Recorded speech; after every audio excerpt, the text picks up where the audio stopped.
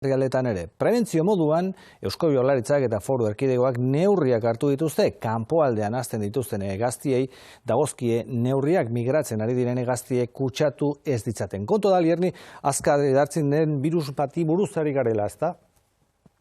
Hala da, egia esan gaixotasun oso kutsakorra da eta horregatik hartu dituzte horrelako neurriak, baina ikus dezagun nola kutsatzen den hegazti gripea. Begira, hegaztitik hegaztira, bai kutsatzen da animalietatik gizakira, kutsatzea ez da oso ohikoa, ez da ohikoena, baina ez da ezinezkoa, gertaliteke gizakitik gizakira aldiz, ez da kutsatzen. Eta zer gertatzen da kutsaturi dagoen hegazti baten haragia edo arrautza janez gero? Beno, lasai horrelako jaki bat hartuz gero, ez baikenuke birusa hartuko. Kontua da, azken asteotan hegazti gripearen agerraldi asko eta asko izan direla Europa guztian barrena. Polonian, Italian, Herbeheretan, Portugalen, Lleidan, Frantzian izugarri landak dira, dudarik gabe kaltetuenak Frantzian bertan, 100 agerraldi baino gehiago izan dituzte ahate etxaldeetan. Eta gurera ere, iritsi da birusa iparraldean, Akamarren, hegazti ahate guztiak hil behar izan dituzte gaixotasuna zutelako etxalde batean, gauzak horrela hegoaldeko etxalde askotan, neurriak hartu dituzte, oiloak konfinatu behar izan dituzte,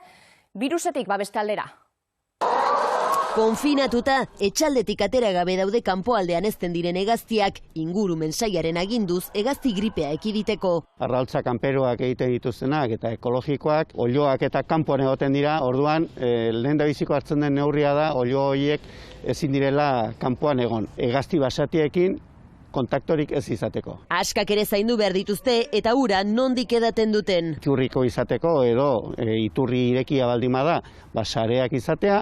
Migrazioan dabiltzan hegazti basatiek garraiatzen dute batez ere birusa. Itxas hegaztia batez ere askotan asintomatikoak izaten direla, eta orduen euren migrazioetan etortzen direnean gaixotasuna zabaldu aldabia. Hegazti gripea erraz edatzen da animalien artean eta oso hilgarria da. Gripea ustiategi batean sartzen bada, 24 orduz, eguneko oso altu bat, eguneko 80 goiti hilko ziren. Libretan diren animaliak ezin dire saldu, ezin dire mugidu, bertan hil behar dire. Gaur-gaurkoz ez da hegazti gripearen kasurik atzeman Hego Euskal Herrian. Hilotzaren bat ikusten badeu, deitu behar deu, aldun dira, eurek etorri diren, hori hegazti batzen, laginak hartzen, eta analiziak egiteko. Bada ezpada babes neurriak kutsatzeko arriskua pasatu arte egongo dira indarrean.